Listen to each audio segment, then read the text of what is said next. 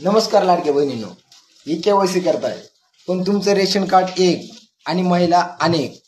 जर तुमच्या एका रेशन कार्डावर जर 2 किंवा 3 महिला जर विवाहित असतील तर त्यांची ई-केवायसी केल्यानंतर तुमचा लाभ देखील बंद होणार आहे. म्हणजेच जो काय तुम्हाला लाडक्या बहिणीचा जो हप्ता आहे तो पूर्णपणे बंद होणार आहे. तर त्यासाठी तुम्हाला काय करायचं आहे, जर तुमच्या एका रेशन कार्डवर 1 किंवा 2 किंवा 3 जर महिला असतील तर त्याच्यामधील फक्त तुम्हाला एका महिलेची ई-केवायसी करायची आहे. असं केल्यानंतर तुम्हाला फक्त एका महिलेची केवायसी केल्यानंतर फक्त त्या महिलेचे पैसे चालू राहणार आहेत.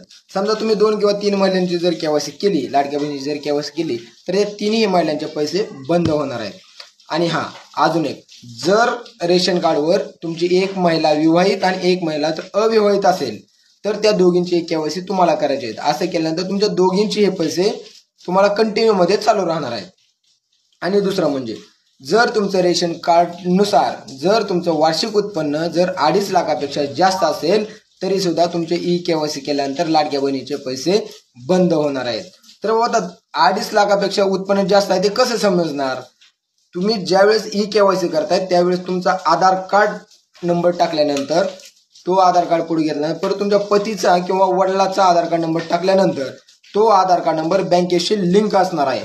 आणि बँकेशी लिंक असल्यानंतर ते तुम्हाला पूर्ण तो तुमचा जो काय डाटा आहे तो पूर्ण त्याच्यामध्ये ट्रॅक होणार आहे. आणि त्याच्यावरून समजणार आहे की बाबा तुमचं उत्पन्न किती आहे, 2.5 लाखापेक्षा जास्त आहे किंवा 2.5 लाखापेक्षा कमी आहे.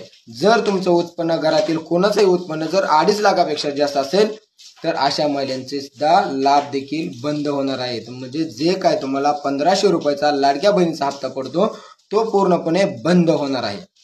अजून कोणाचे पैसे बंद होणार आहेत की बाबा जे काय असं दुसऱ्या योजनेचे पैसे तुम्हाला लाभ भेटत असेल, बाबा संजय गांधी निराधार योजने जे आहेत ते जर पैसे तुम्हाला भेटत असेल तरी सुद्धा या लाडक्या बहिणीचा हप्ता तुम्हाला भेटणार नाही. तरी याची सगळ्यांनी नोंद घ्यायची आहे महिलांनी, लाडक्या बहिणींनी. आणि केवायसी करणं हे तुम्हाला अत्यंत गरजेचं आहे.